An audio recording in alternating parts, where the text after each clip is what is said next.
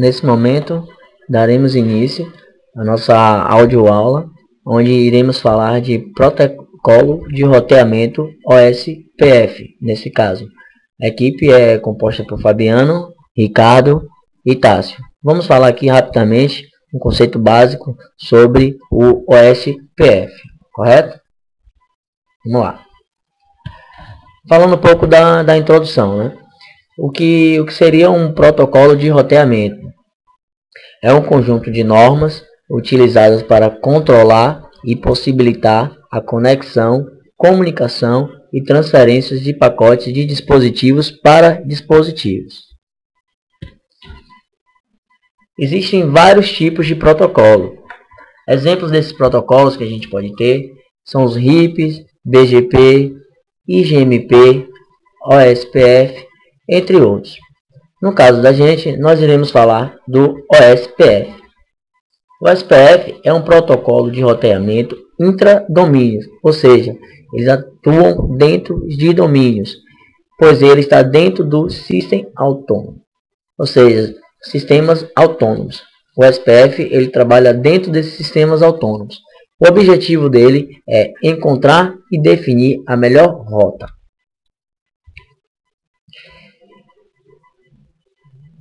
O histórico. Nós temos aí a IETF, né, que é a Engenharia Task Force.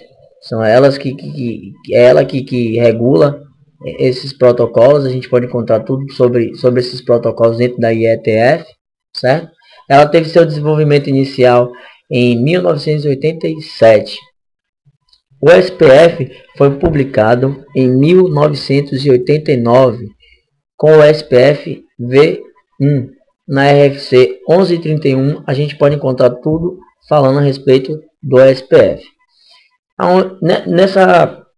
Nessa época, em 1989, onde havia duas alternativas a serem escritas, para roteadores e Unix, desenvolvido, mas não foi implementado em 1987. Continuando falando um pouquinho ainda do histórico, em 1991 foi desenvolvida a segunda versão do SPF, versão 2, que foi introduzido na RFC 1247 por John Moy. Em 1998, essa especificação, versão 2 da SPF, foi atualizada na RFC 2328 e é atualmente a RFC que a gente usa para poder consultar sobre a versão OSPF versão 2. Com a chegada do IPv6, foi publicado em 1999 a OSPF versão 3, onde a mesma é descrita na RFC 2740 por John Moy, Rob Coulton e Dennis Ferguson. Tá, vamos falar agora das tabelas de roteamento. Para que os pacotes enviados de um host ou um router possa chegar a seu destino, é necessário que os responsáveis por encaminhar e carregar os pacotes conheçam seus respectivos destinos. Ou seja, os roteadores eles precisam saber os destinos nas quais eles vão fazer essas entregas desses pacotes. Se eles não conhecerem esses destinos, essas rotas, ele não consegue realizar essas entregas. Para que isso seja possível, o roteador precisa ter uma tabela de roteamento. Nessa tabela fica contidos os endereços dos seus vizinhos. Então ele conhece todo o caminho, todo o endereço de um roteador vizinho. Ele sabe por que interface ele vai sair, se é pela interface 2, se é pela interface 3. Ele sabe o IP do seu roteador vizinho para que ele possa realizar essas entregas. Dentro da tabela de roteamento a gente pode encontrar duas formas de fazer essas entregas e conhecer esses endereços, na verdade, que é da forma estática e da forma dinâmica. São as duas formas. Tá, voltando aqui rapidinho.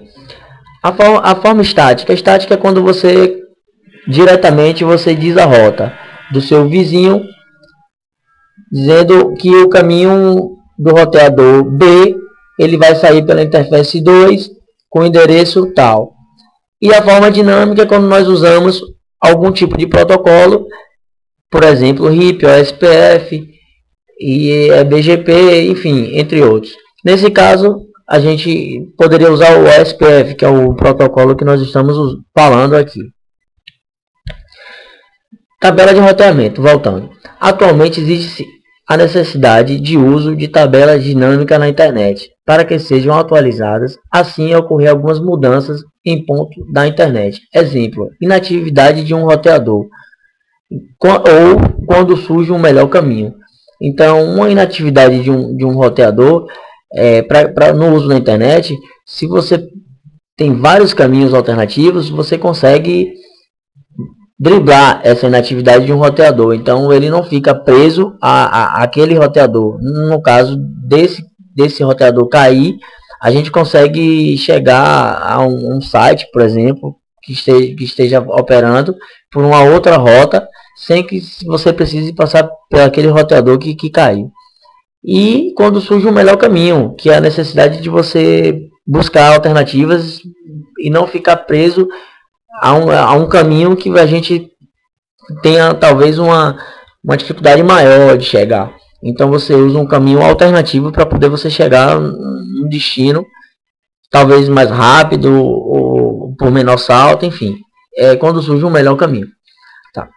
Os protocolos de roteamento dinâmico, eles atualizam dinamicamente as tabelas, tanto dos hosts como dos roteadores. Então eles ficam passando essas informações de tabela dinamicamente. Tem um tempo hábil para isso e eles ficam trocando essas informações para que eles saibam exatamente se estão operando, se estão no ar, se seus endereços não mudaram. Isso é feito através dessa troca de tabelas. Ok? Protocolo de roteamento. Sendo assim, tendo visto a necessidade de um roteamento dinâmico, foram criados protocolos de roteamento para alimentar essa tabela de forma mais eficiente possível.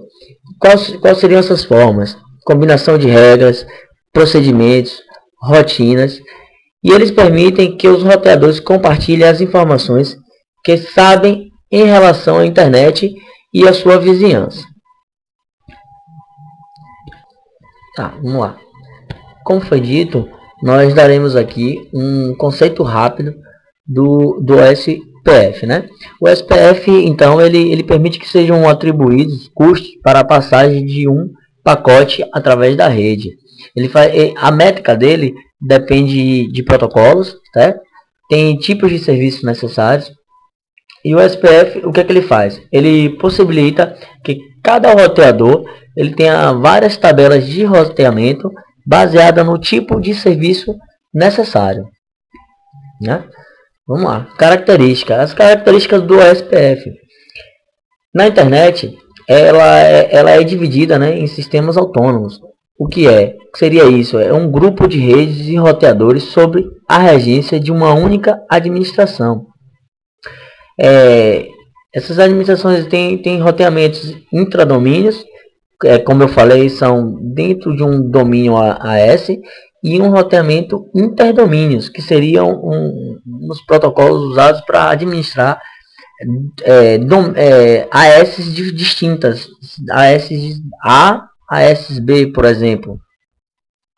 Cada AS ela pode escolher um ou mais protocolos intradomínio. Dentro dos domínios de cada AS, você pode escolher, pode ser um ou mais de um dentro de um domínio. E para os roteamentos interdomínios entre as AS distintas, você só pode escolher apenas um protocolo, ou seja, só um protocolo que pode ser utilizado para executar essas comunicações desses interdomínios, né? Entre domínios diferentes. Um roteamento de estado de enlace, se cada nó tiver toda a topologia do domínio, o nó poderá usar um algoritmo de Dijkstra para a construção dessa tabela de roteamento.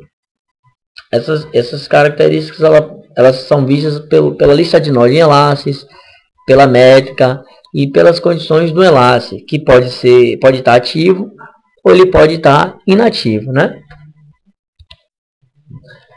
A primeira, como eu já falei, né, é um protocolo aberto, que significa que suas especificações, no estado de enlace no caso, são de domínios públicos e suas especificações podem ser encontradas na RFC 2328. A segunda é um protocolo baseado no algoritmo SPF, também chamado de algoritmo de Dijkstra, nome do seu criador. Aqui é rapidamente um slidezinho onde a gente consegue ver alguns roteadores, no caso A, B, C, D e E, e eles conhecem suas vizinhanças, né? A, B, C, D e E. E esses números aqui a gente pode entender como os valores que esses roteadores eles conhecem dos seus adjacentes, dos seus vizinhos. Nesse caso aqui, o A conhece o B e ele diz que esse valor é identificado pelo número 5. Mais para frente a gente vai ver alguma coisa desse tipo. Vamos seguir. A tabela, né? Para garantir que essa tabela de roteamento seja mostrada em menor custo de um nó para o outro nó, são necessários 4 conjuntos de ações. Esses conjuntos são a criação do LSP, que seria o Link State Picture, a inundação do LSP, a formação da árvore de rota mais curta e o cálculo da tabela a partir da rota mais curta. O primeiro, que é a criação do LSP, nesse momento ele irá transportar uma quantidade mínima de dados que irá conter identificação do nó, a lista de enlace, que é a formação da topologia, o número de sequências, ou seja, a distinção entre novos e antigos LSPs, e a idade, que é impedir o LSP antigo permaneça no domínio. Isso é o tempo que ele vai ficar lá. Então a gente impede que esse LSP permaneça lá por muito tempo, ou se ele tiver que ser descartado por estar com sua informação velha.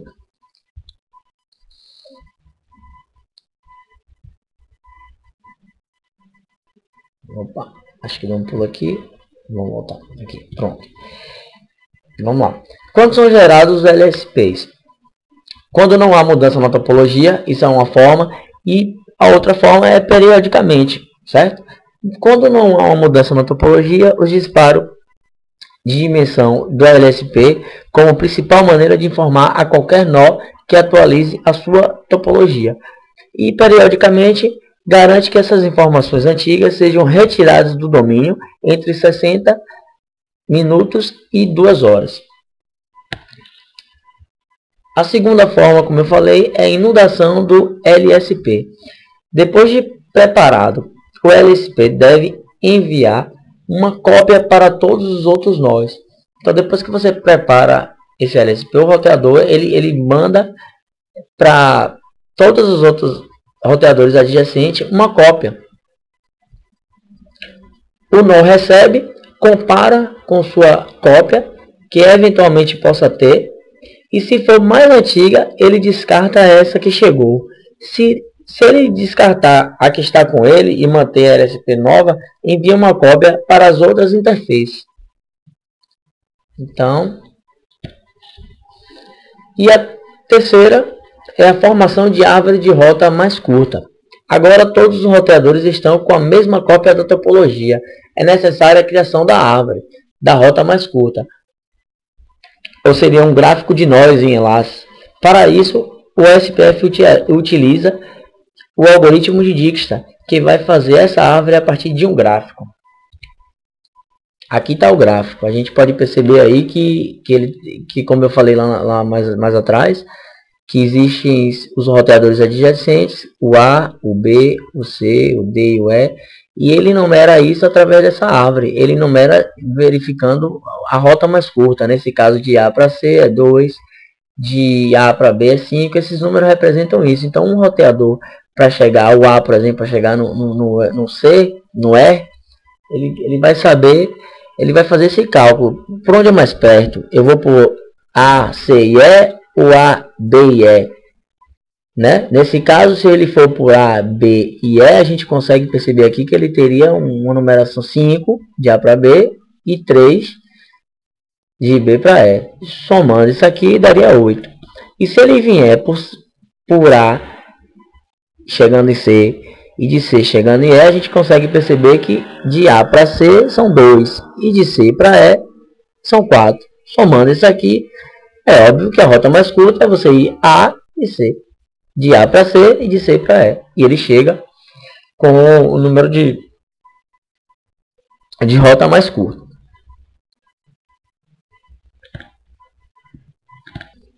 Como eu falei, né? A gente pode ver aqui um cálculo da tabela a partir da rota mais curta, aonde a gente vê a construção dessa tabela sendo feita, implementada através do algoritmo SPF, né?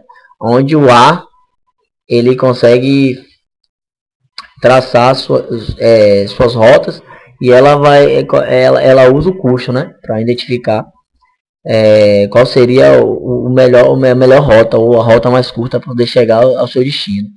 E a gente pode ver aqui no slide anterior que essa tabela ela é feita, e aqui a gente vê que o A, nesse caso aqui, né, o número de nó, o custo dele é 0. Para B, o custo dele é 5, como a gente viu aqui, né? De A para B, o custo dele é 5. Voltando, aqui de A para C, o custo dele é 2. A gente consegue ver que de A para C, o custo dele é 2. Certo? De A para D, o custo dele seria 3. Né? De A para D, 3.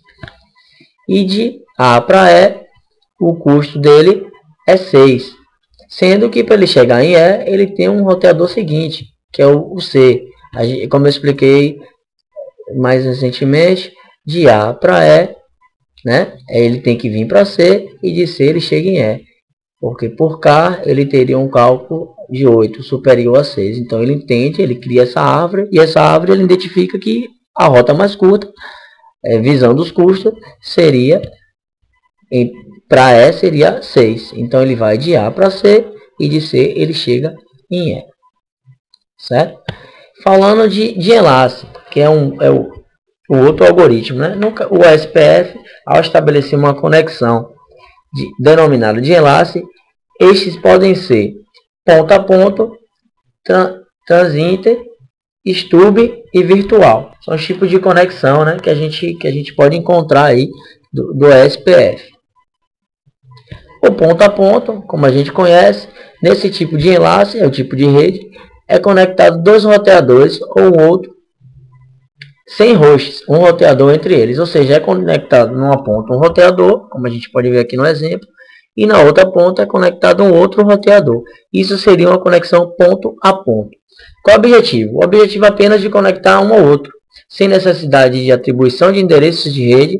Normalmente ele tem a mesma métrica, eles se conhecem pela mesma métrica. 2. É o transiente. É isso. É uma rede com vários roteadores conectados a ele. O pacote pode entrar e sair por qualquer roteador.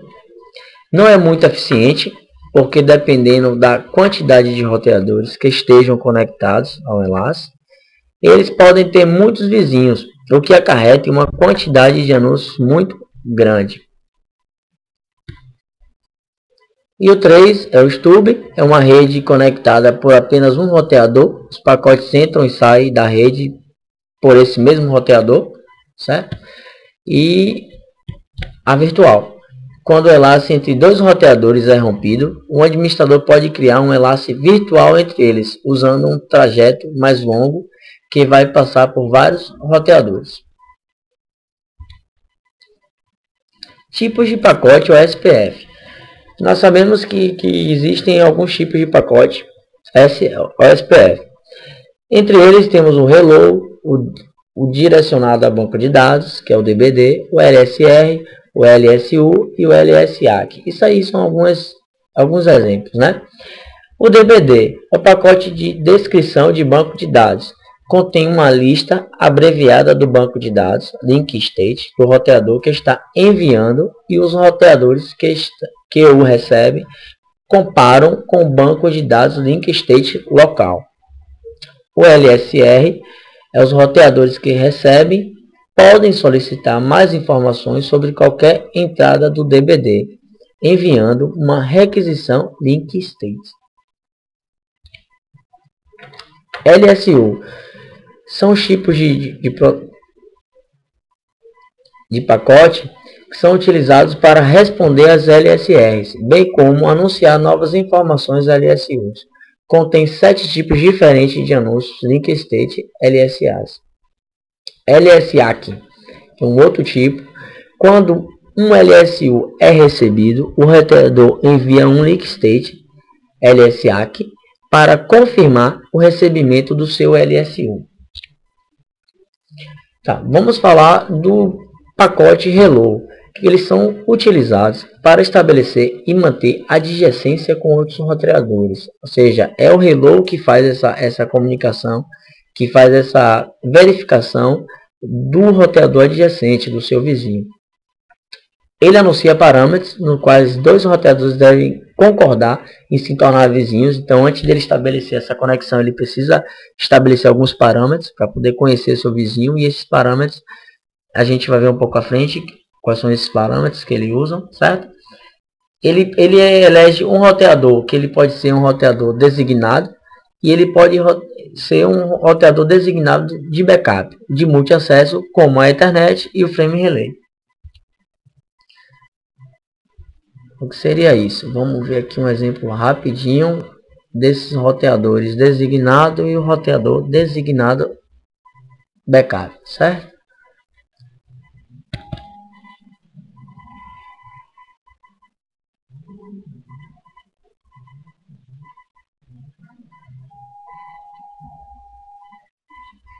Pronto. Vamos lá. Aqui a gente pode ver. Opa. Voltando.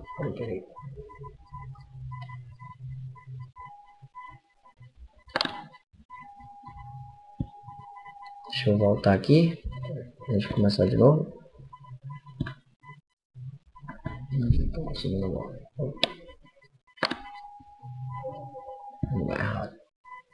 Pronto. Agora a gente consegue ver aqui um exemplo, né, de um roteador, na qual ele manda, é um roteador designado, ele manda as informações para os roteadores adjacentes, né, e esses roteadores eles vão responder para todos os outros roteadores. Isso é um exemplo da troca dessas informações desses roteadores. Correto?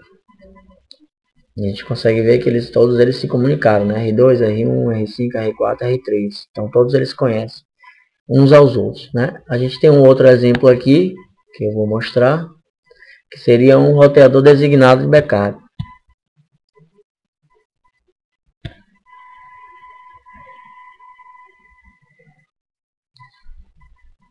Opa, deixa eu vir para cá.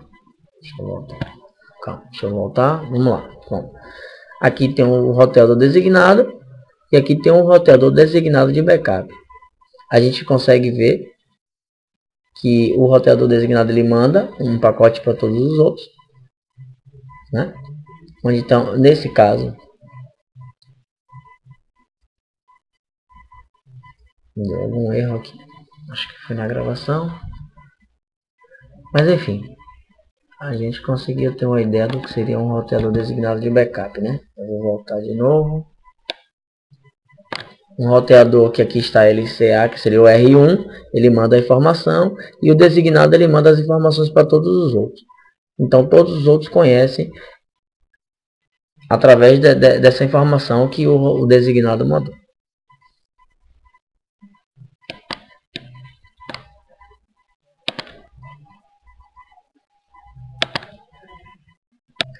Seguindo aqui, né, nós podemos ver aqui nesse slide um formato de uma mensagem do tipo hello, né, de OSPF, né, onde a gente pode encontrar alguns dados aqui, como cabeçalho do IP, cabeçalho do OSPF. Nós temos algumas informações aqui, dados específicos. Aqui fica toda a parte do cabeçalho do OSPF, né, e aqui fica a parte de dados do pacote, onde temos intervalo de hello, temos alguns parâmetros aqui, o roteador designado de backup, enfim. Vamos lá. Intervalos de hello do DED do SPF. Antes de um roteador SPF poder enviar seus links state, suas LS no caso, a outros roteadores, ele deverá determinar se existem outros vizinhos OSPF em alguns dos seus links. Os roteadores OSPF estão enviando pacotes de hello em todas as interfaces habilitadas por OSPF para determinar se existe vizinho nesse link. As informações do OSPF hello incluem ID do roteador, OSPF que envia o pacote hello,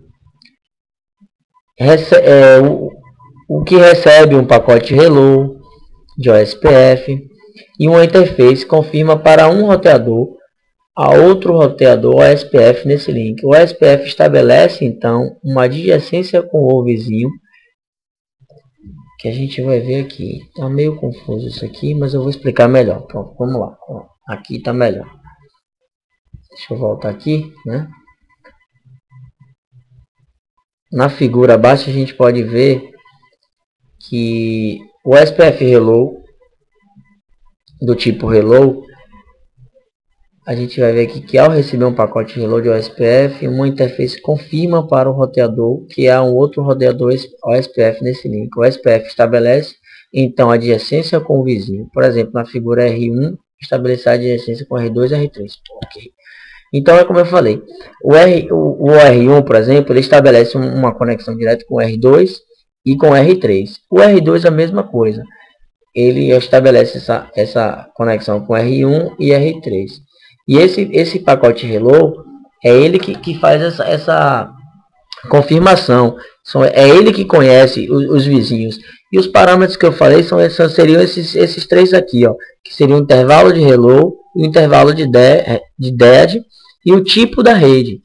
Esses são as formas de que um roteador usa e o outro também, para poder eles se comunicarem. Eles estabelecem algumas adjacências, alguns parâmetros, e esses parâmetros são esses: intervalo de hello, intervalo de dead e o tipo da rede. Intervalo de dead, o que seria o intervalo de dead dentro desses parâmetros que ele estabelece, né? Antes de dois roteadores poderem formar uma adjacência de vizinhos OSPF, eles deverão concordar em três valores: intervalo de hello, intervalo de dead e o tipo da rede, que foi o que eu falei. O intervalo de hello de OSPF indica com que frequência o roteador OSPF transmite seu pacote. Por padrão, os pacotes de hello de OSPF são enviados a cada 10 segundos em segmentos multi-acesso e ponto a cada 30 segundos em segmentos de rede ponto a multiponto, que seriam no caso NBMA, Frame Relay, X25, ATM. O intervalo de dead é o período expresso em segundos que o roteador esperará para receber um pacote hello antes de declarar o vizinho inativo. Então, antes de ele declarar inativo, é dado um período, e esse período é que é medido pelo intervalo de dead. Então, ele antes de ele declarar o vizinho inativo, esses segundos aí que ele vai ficar é dado como nome de intervalo de dead. Antes dele declarar um vizinho, por exemplo, o R1, R2, antes dele declarar o R2, ele vai esperar esse tempo em segundos para poder declarar o vizinho como inativo. Se esse intervalo de dead expirar, antes de o roteador receber um pacote hello, o OSPF removerá aquele vizinho do seu banco de dados, link state. O roteador envia as informações de link state sobre o vizinho inativo para todas as interfaces. Então, ele vai enviar essas informações para todos os outros roteadores, para todo mundo saber que aquele vizinho está inativo. Então, todo mundo vai conhecer e vai saber que ele está inativo.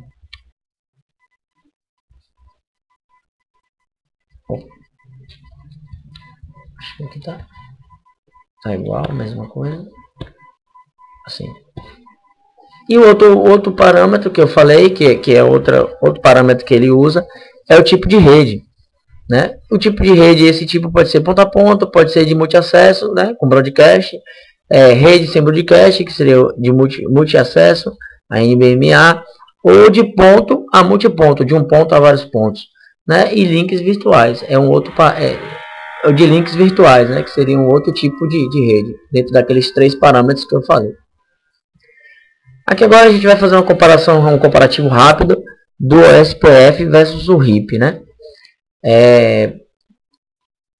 O rápido crescimento e expansão das redes atuais levou o protocolo RIP aos seus limites, né? O RIP possui certas limitações que podem causar problemas em grandes redes, como possui limite de hops, ou seja, de saltos, né? Uma rede RIP com dimensão maior do que 15 roteadores é considerável inalcançável. Então o RIP ele limita isso, o número de saltos do RIP ele limita. Se você tiver uma rede com número de roteadores acima de 15, o RIP, por ter seu número de saltos limitado a 15, a gente não conseguiria alcançar. Isso é uma limitação do RIP, né? Em relação ao OSPF, e o OSPF ele já não tem isso, né? O RIP também ele pode trabalhar com máscaras de subrede de tamanho variável,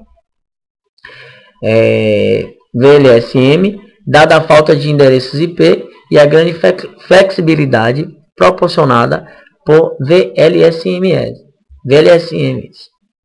na atribuição de endereços IP. Esta é considerada uma rede maior falha, né? Está considerada uma das maiores falhas, quer dizer, esse é um problema do RIP em relação à consideração de falhas. Tá, mais comparação aqui do OSPF versus o RIP. Broadcast, né? Distribuição periódico de toda a tabela de roteamento consome uma grande quantidade de banda. Este é um grande problema com redes grandes, especialmente em links lentos, certo? O que ele quer dizer aqui? Em links lentos e pelo tipo de forma como o RIP trata suas tabelas de roteamento, ela está sempre mandando essas tabelas para os seus roteadores adjacentes. Então ele troca essa tabela, em vez de ela mandar apenas uma tabela, apenas as coisas que foram atualizadas, que é o que o OSPF faz. O RIP não, o RIP ele manda toda a tabela o tempo todo, com uma quantidade de tempo, sei lá, de 30 segundos, por exemplo. De 30 em 30 segundos o RIP está mandando toda a sua tabela para todos os seus vizinhos. E isso numa rede lenta, isso impacta bastante. E o SPF não, o SPF ele faz o quê? Ele manda só aquilo que foi alterado, que foi atualizado. Outro ponto aqui é o RIP converge mais lentamente que o SPF em grandes redes, e sua convergência deve se dar na ordem de minutos. No RIP não há conceito de atraso de rede, o custo do link. As decisões de roteamento do RIP são baseadas na contagem de hops, ou seja, de salto. O RIP ele usa ela entende que o melhor caminho é pelo número de salto. Então ele entende que se tem para chegar na rede C, de A a C, ela entende que você tem que ir por A, B e C. Pronto. Ela não vai como o SPF, que ele usa outras coisas para poder verificar qual seria o melhor destino, né? Tá. A rota, ela com o menor número de hops até destino é sempre escolhida. Mesmo a rota mais longa possui a melhor relação entre a largura de banda do link e atraso. É o que o SPF faz, né? Que ele verifica a melhor largura de banda, se o link tem atraso, se não tem. O SPF ele faz isso em relação ao RIP. As redes RIP são planas. Não há conceito de áreas ou fronteiras. Com a introdução de roteamento sem classes, o uso eficiente de agregação e o resumo de redes RIP foram colocadas para trás.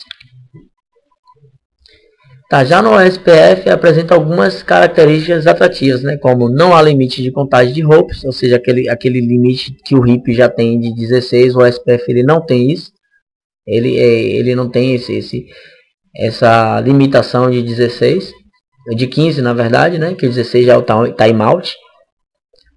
O RIP, o OSPF ele já não tem isso. Tem o uso eficiente de VLSM, é muito útil na alocação dos endereços IPs. O SPF ele usa multicache de IP para enviar as atualizações de link state. Isso garante menor processamento dos nós e roteamentos que não estão escutando os pacotes OSPF. Além disso, essas atualizações só são enviadas no caso em que mudanças ocorram, ao invés de periodicamente. Isso garante uma melhor utilização da banda.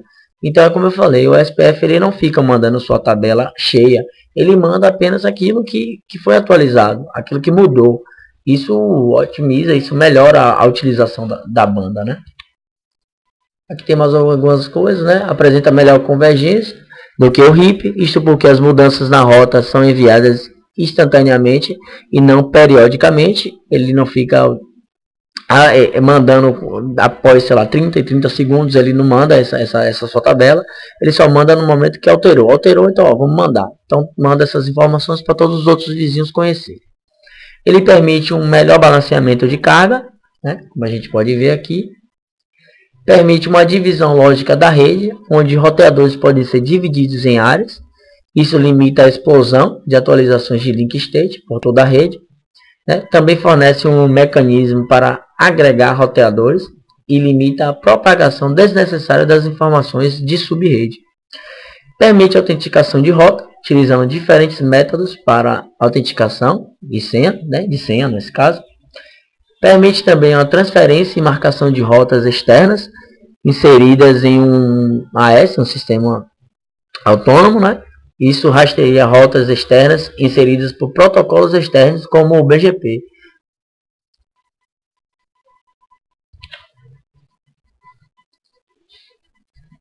Bom, vamos falar agora um pouquinho de hierarquia de roteamento, né? Que seriam os Autonomous Systems, né? Ou as AS, né? Ao contrário do RIP, né? O OSPF ele pode operar com essas hierarquias. Com maior entidade dentro de uma hierarquia, ou seja, AS, que é uma coleção de redes sob mesma administração que tem uma estratégia de roteamento comum. O SPF é um protocolo de roteamento intra-AS, né, interior gateway, embora seja capaz de receber e enviar rotas para outras AS. Ele pode atuar internamente, né, como eu falei, e externamente. O SPF ele permite isso. Tá? Um AS pode ser dividido em diversas áreas, que são grupos de redes adjacentes e hosts ligados. Roteadores com múltiplas interfaces podem participar em múltiplas áreas. Estes roteadores, chamados de roteadores de borda de área, mantêm uma base de dados topológica referente à geometria, separada para cada área.